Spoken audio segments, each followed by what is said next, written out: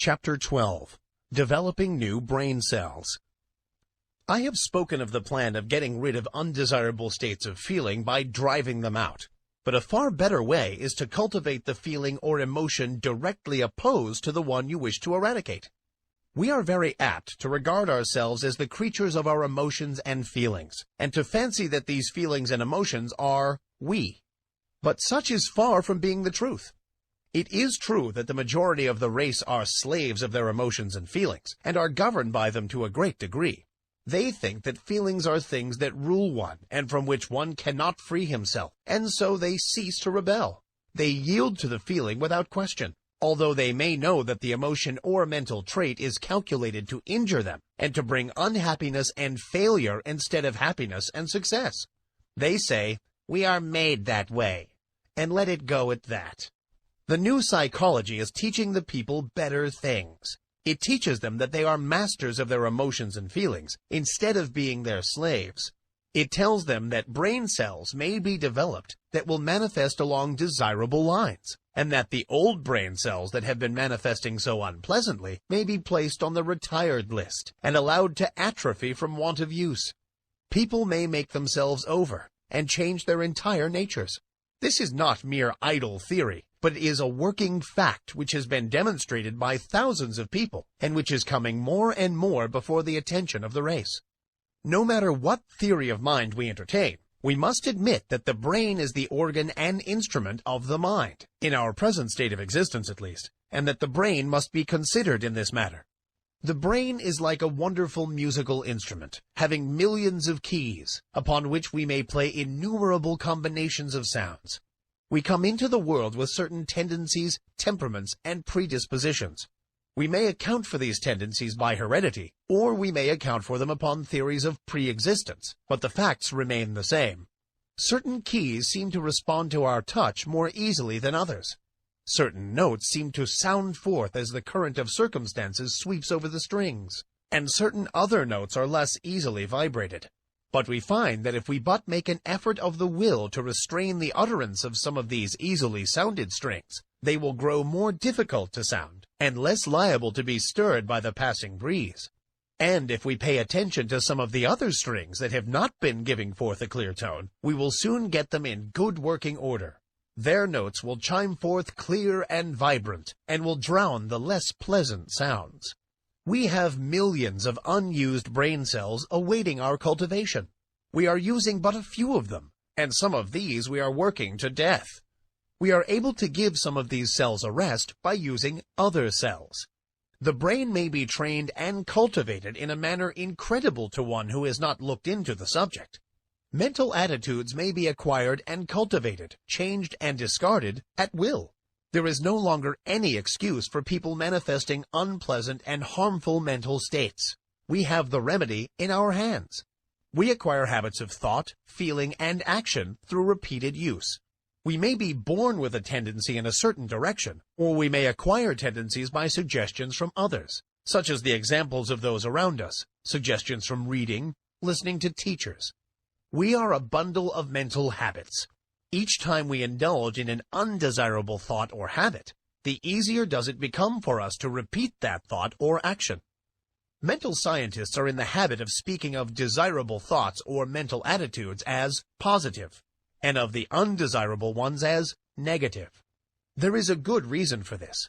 The mind instinctively recognizes certain things as good for the individual to which it belongs, and it clears the path for such thoughts, and interposes the least resistance to them.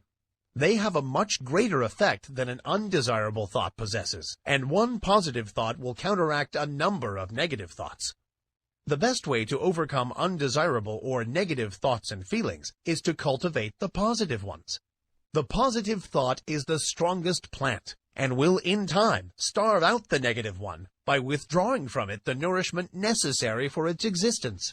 Of course, the negative thought will set up a vigorous resistance at first, for it is a fight for life with it. In the slang words of the time, it sees its finish if the positive thought is allowed to grow and develop. And, consequently, it makes things unpleasant for the individual until he has started well into the work of starving it out. Brain cells do not like to be laid on the shelf any more than does any other form of living energy, and they rebel and struggle until they become too weak to do so.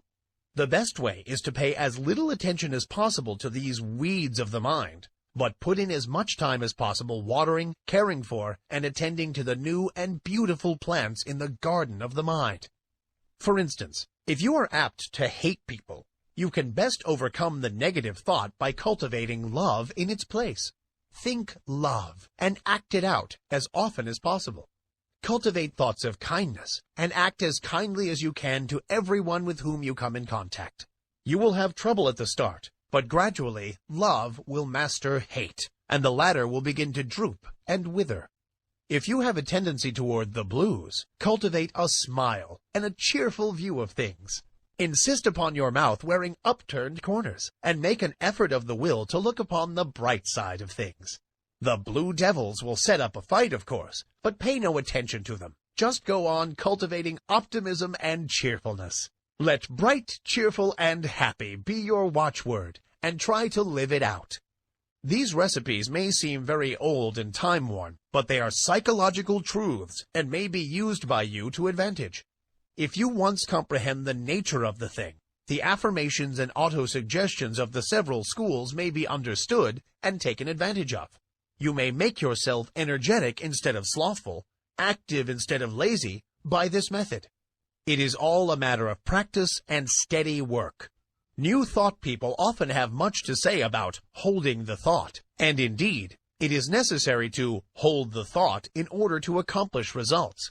But something more is needed. You must act out the thought until it becomes a fixed habit with you.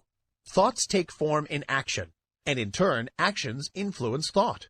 So by acting out certain lines of thought, the actions react upon the mind, and increase the development of the part of the mind having close relation to the act. Each time the mind entertains a thought, the easier becomes the resulting action, and each time an act is performed, the easier becomes the corresponding thought.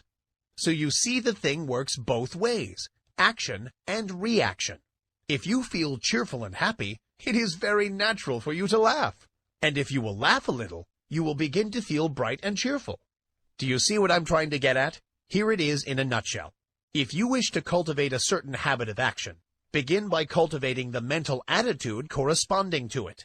And as a means of cultivating that mental attitude, start in to act out or go through the motions of the act corresponding to the thought. Now, see if you cannot apply this rule. Take up something that you really feel should be done, but which you do not feel like doing. Cultivate the thought leading up to it. Say to yourself, I like to do so and so, and then go through the motions, cheerfully, remember, and act out the thought that you like to do the thing. Take an interest in the doing. Study out the best way to do it. Put brains into it. Take a pride in it, and you will find yourself doing the things with a considerable amount of pleasure and interest. You will have cultivated a new habit. If you prefer trying it on some mental trait of which you wish to be rid, it will work the same way. Start in to cultivate the opposite trait, and think it out and act it out for all you are worth.